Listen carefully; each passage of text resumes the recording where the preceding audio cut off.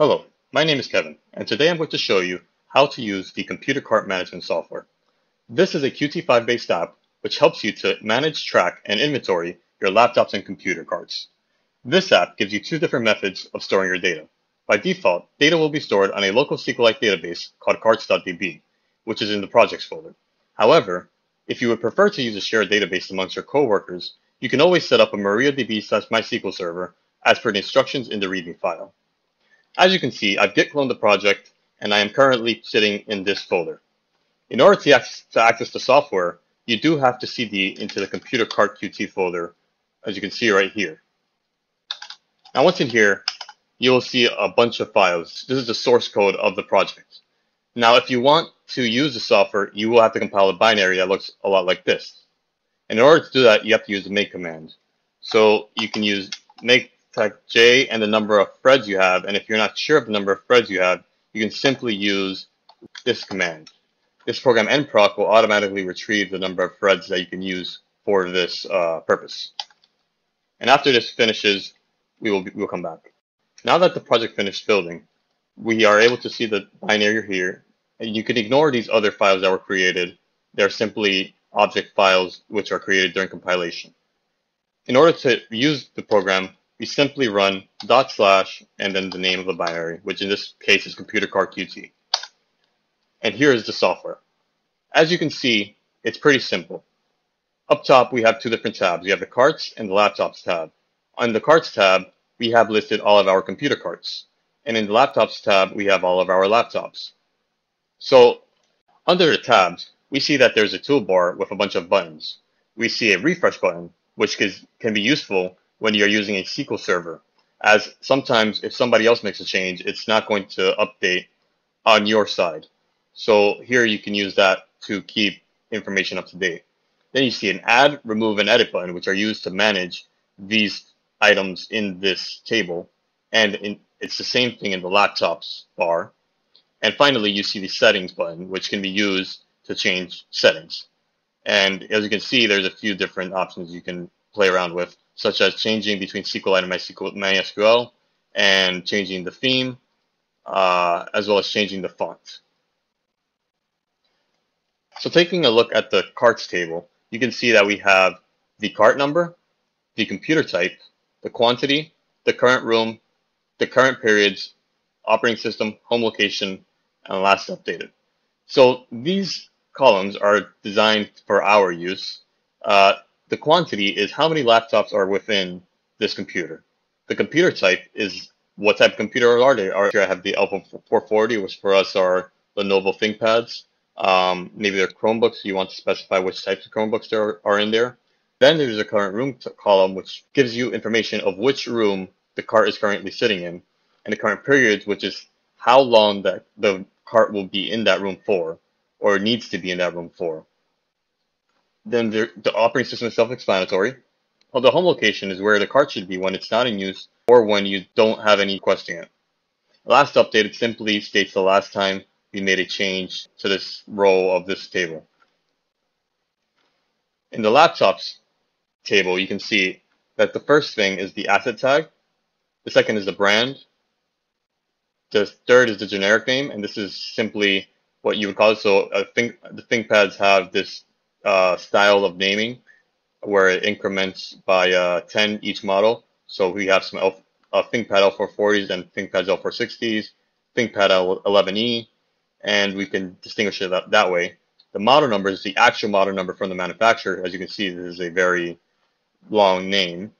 Then there's the serial number, also found on our asset tags, and the operating system that the computer uses. There's this other column, which is the cart number column, and this is where you can correlate a laptop to a computer cart. So as to say, this laptop lives within this computer cart, and it should always be in there.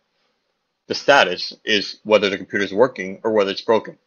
And is deployed simply is a question of whether you have it in your office and maybe you're working on it because it's broken, or maybe you fixed it, but it's still in your office waiting to be put back into a cart. Or whether it's out in the cart in the world and you're handing it out, lending it out, etc. So in order to create a computer cart, first you press the add button. Here you see the exact same columns as we saw before, with a couple of extra options.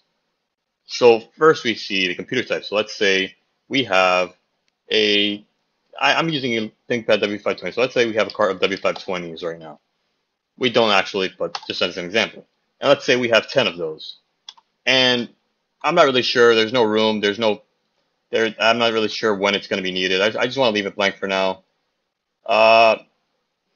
And I know that it should usually live, let's say, the gym. I don't know why it would be in the gym, but let's just say that. And the key on the computer cart is it's a circular key. It's one of those round tumbler locks. And they're Linux computers. Let's just say that. And comments. Let's say this is not a real cart. I don't know. It's just something random. So we just click on Add Cart, and you can see it automatically added our cart here. Now, where are those extra details? In order to see those, you have to double-click the row. And here you can see our comments, our lock type, and stuff like that. Eventually, this will have a little bit more information with this reservations tab. For now, it's not being used, and that this system is not yet working. In addition, we can also click on this View Laptops in this cart. It will bring us to a separate window with all the laptops in this computer cart. Currently, this cart has no laptops assigned to it, so there's nothing in there. But if you go to a different computer cart, such as this Alpha 40 cart, and click on the button, we can see that it has 2 laptops assigned to it. And this helps us to keep track of which laptop is in which cart. Let's say I made a mistake, and I want to make a change to this cart. So I simply press the edit button, and I make a change as necessary. Say I change the lock to combination lock, and I hit edit cart, and when I double click it, you can see the change was made here. Now, let's say I no longer want that cart. I simply hit the remove button, confirm my deletion of cart number 3, and we confirm the number over here, delete cart, and that's it. For the laptops tab, it works in a similar way as the carts tab. You press the add button, you set the values as necessary, and the values correlate to those values in the table which we discussed before. You can use a barcode scanner for the asset tag, model, and serial number, which helps us significantly. Another thing you will notice is that the brand and generic name are in combo boxes / drop downs, however you want to call them. So if you have entered a name or a generic name before, it will be in the drop down. If you would like to add a new name to the drop down, you can simply just type it in.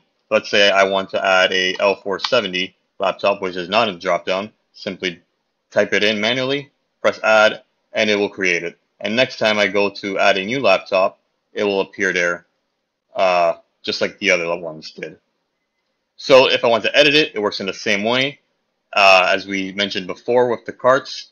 And if you want to remove it, simply press the remove button and it deletes it. You may have noticed that there's a cart number 0 here. What this means is that you don't want to assign the laptop to a cart. And this allows you to keep track of the laptop while not having to assign it to a specific cart. And you'll see the cart here and that you cannot modify it or make any changes to it. It's a very simple app to use, and if you have any further questions, you can contact me on my GitHub. Thank you for watching.